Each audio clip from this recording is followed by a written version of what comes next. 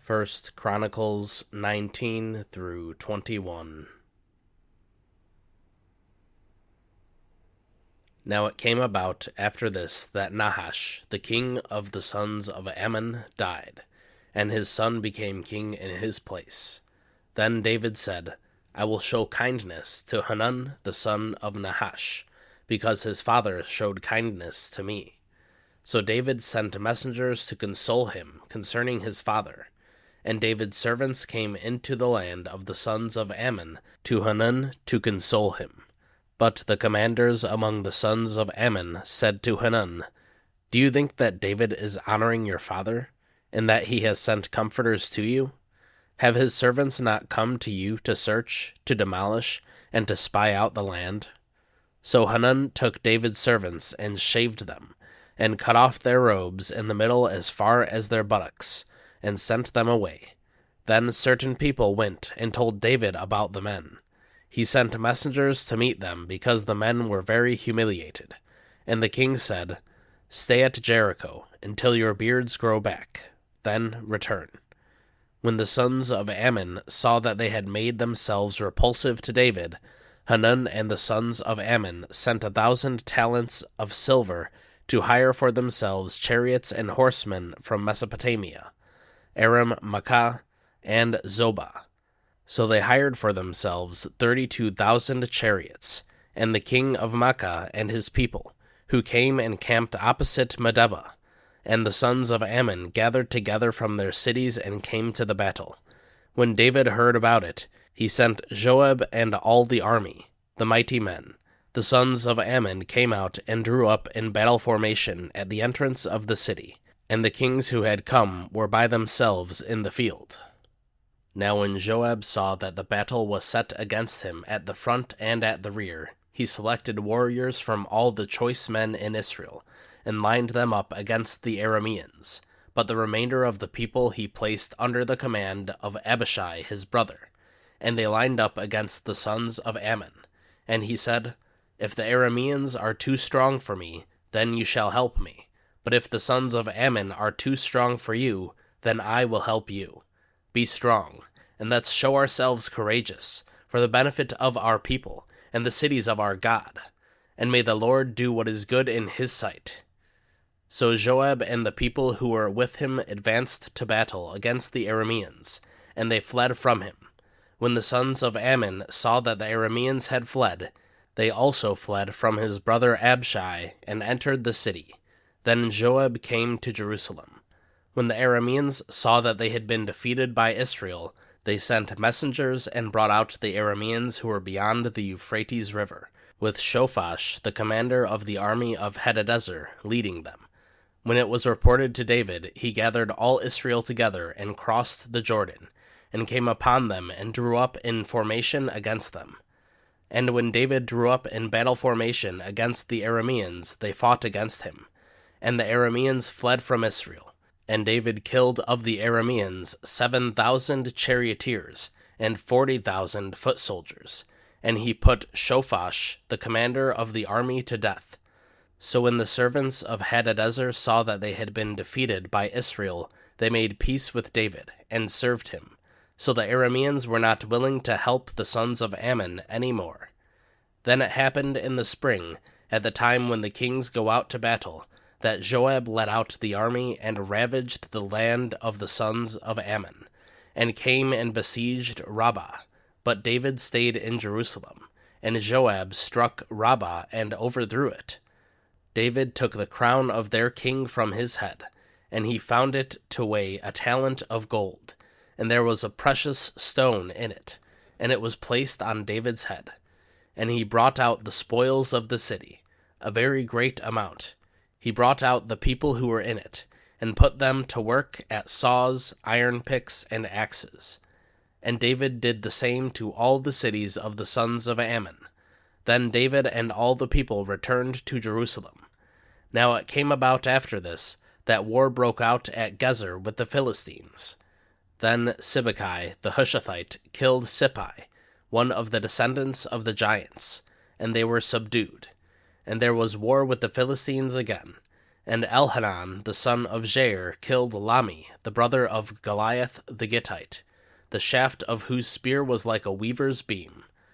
Again there was war at Gath, where there was a man of great stature, who had 24 fingers and toes, 6 fingers on each hand, and 6 toes on each foot, and he was also descended from the giants.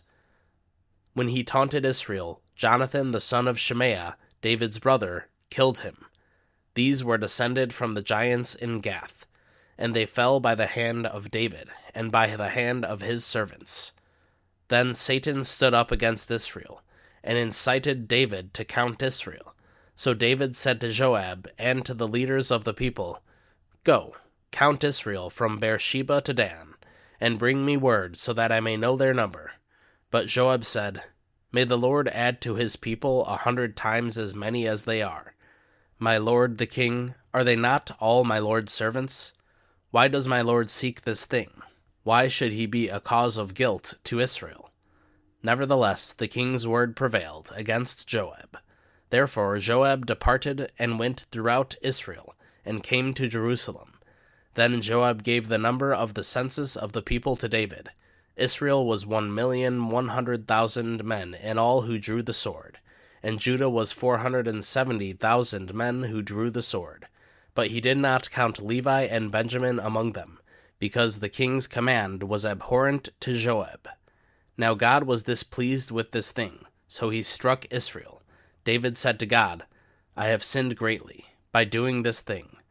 But now, please overlook your servant's guilt, for I have behaved very foolishly." The Lord spoke to Gad, David's seer, saying, "Go and speak to David.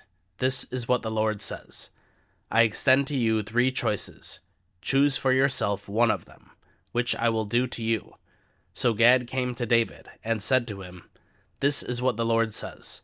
Take for yourself 3 years of famine, or 3 months to be swept away before your foes while the sword of your enemies overtakes you, or else 3 days of the sword of the Lord, a plague in the land, and the angel of the Lord destroying throughout the territory of Israel. Now, therefore, consider what answer I shall bring back to him who sent me." David said to Gad, "I am in great distress. Please let me fall into the hand of the Lord, for his mercies are very great, but do not let me fall into human hands." So the Lord sent a plague on Israel. 70,000 men of Israel fell, and God sent an angel to Jerusalem to destroy it. But as he was about to destroy it, the Lord saw and was sorry about the catastrophe, and said to the destroying angel, "It is enough. Now relax your hand." And the angel of the Lord was standing by the threshing floor of Ornan the Jebusite. Then David raised his eyes and saw the angel of the Lord standing between earth and heaven, with his drawn sword in his hand, stretched out over Jerusalem. Then David and the elders, covered with sackcloth, fell on their faces. And David said to God, "Is it not I who commanded the count of the people? Indeed, I am the one who has sinned and acted very wickedly. But these sheep, what have they done? Lord my God, just let your hand be against me and my father's household, and not against your people as a plague." Then the angel of the Lord commanded Gad to say to David that David was to go up and build an altar to the Lord on the threshing floor of Ornan the Jebusite. So David went up at the word of Gad, which he spoke in the name of the Lord. Now Ornan turned back and saw the angel, and his 4 sons who were with him hid themselves. And Ornan was threshing wheat. As David came to Ornan, Ornan looked and saw David, and went out from the threshing floor and prostrated himself to David with his face to the ground.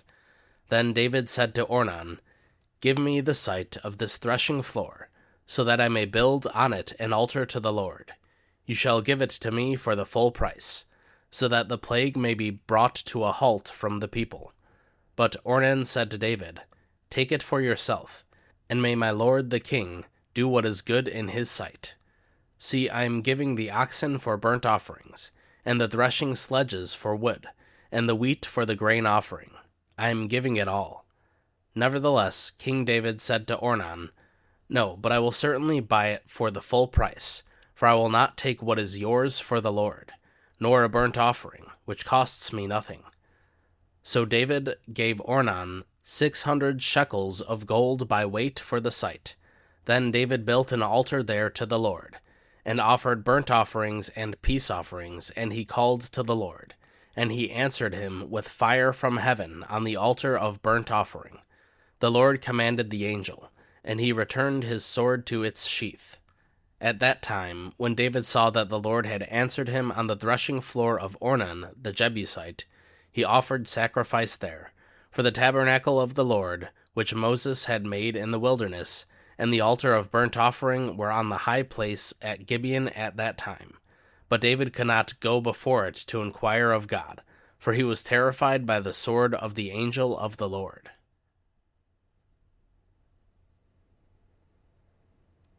Matthew 14.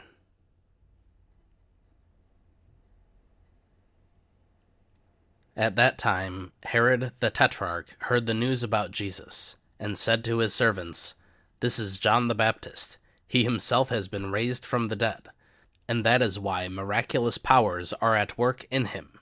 For when Herod had John arrested, he bound him and put him in prison because of Herodias, the wife of his brother Philip.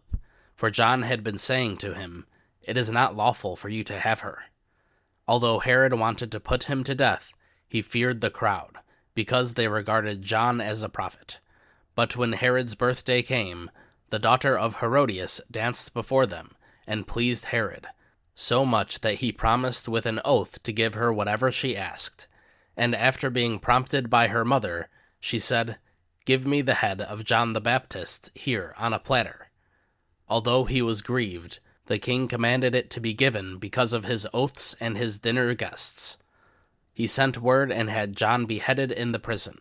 His head was brought on a platter and given to the girl, and she brought it to her mother. John's disciples came and took away the body and buried it, and they went and reported to Jesus. Now when Jesus heard about John, he withdrew from there in a boat to a secluded place by himself. And when the people heard about this, they followed him on foot from the cities. When he came ashore, he saw a large crowd, and felt compassion for them, and healed their sick. Now when it was evening, the disciples came to him, and said, "This place is secluded, and the hour is already past to eat. Send the crowds away, so that they may go into the villages and buy food for themselves." But Jesus said to them, "They do not need to go. You give them something to eat." They said to him, "We have nothing except 5 loaves and 2 fish. And he said, "Bring them here to me." And ordering the crowds to sit down on the grass, he took the 5 loaves and the 2 fish, and looked up toward heaven. He blessed the food, and breaking the loaves, he gave them to the disciples, and the disciples gave them to the crowds. And they all ate and were satisfied. And they picked up what was left over of the broken pieces, 12 full baskets. There were about 5,000 men who ate, besides women and children. Immediately afterward he compelled the disciples to get into the boat and to go ahead of him to the other side, while he sent the crowds away. After he had sent the crowds away, he went up on the mountain by himself to pray, and when it was evening he was there alone. But the boat was already a long distance from the land, battered by the waves, for the wind was contrary. And in the 4th watch of the night he came to them, walking on the sea. When the disciples saw him walking on the sea, they were terrified, and said, "It is a ghost."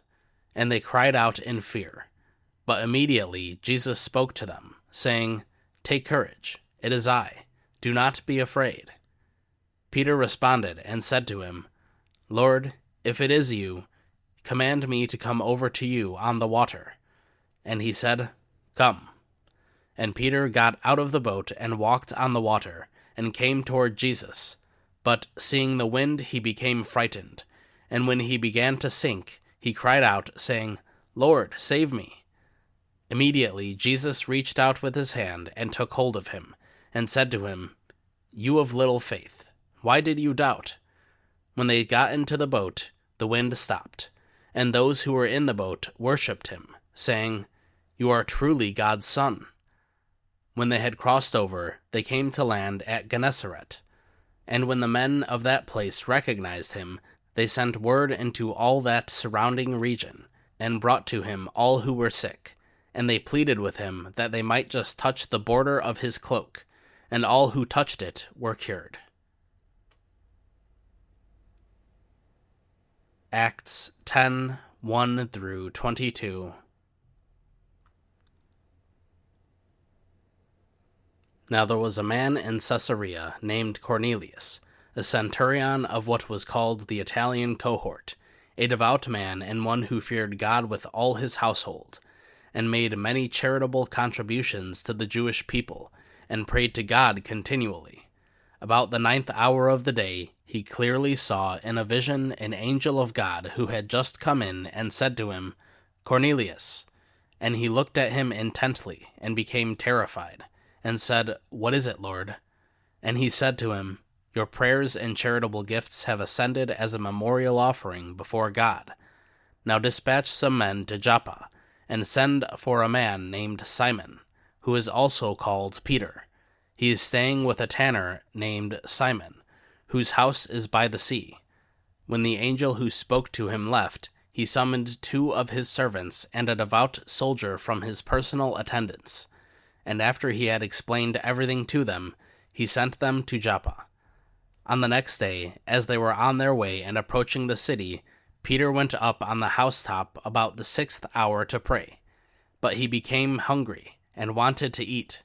But while they were making preparations, he fell into a trance, and he saw the sky opened up, and an object like a great sheet coming down, lowered by 4 corners to the ground, and on it were all kinds of 4-footed animals, and crawling creatures of the earth, and birds of the sky.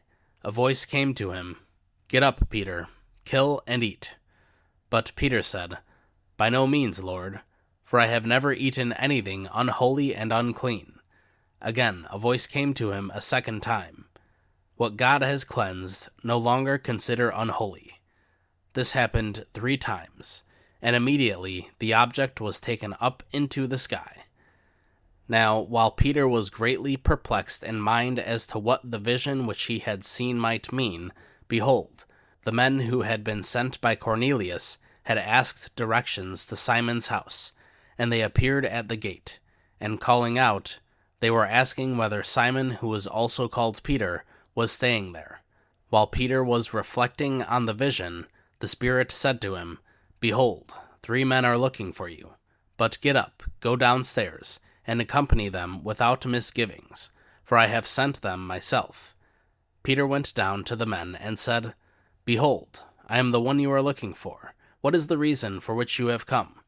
They said, "Cornelius, a centurion, a righteous and God-fearing man, well spoken of by the entire nation of the Jews, was divinely directed by a holy angel to send for you to come to his house and hear a message from you."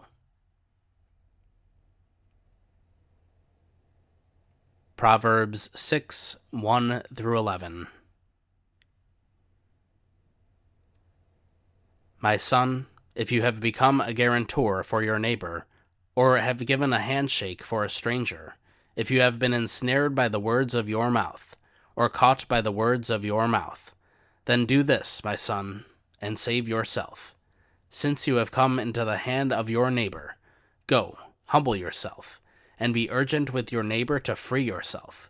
Give no sleep to your eyes, nor slumber to your eyelids. Save yourself like a gazelle from the hunter's hand, like a bird from the hand of the fowler. Go to the ant, you lazy one. Observe its ways, and be wise, which, having no chief, officer, or ruler, prepares its food in the summer, and gathers its provision in the harvest. How long will you lie down, you lazy one? When will you arise from your sleep? A little sleep, a little slumber, a little folding of the hands to rest. Then your poverty will come like a drifter, and your need like an armed man. Psalm 12.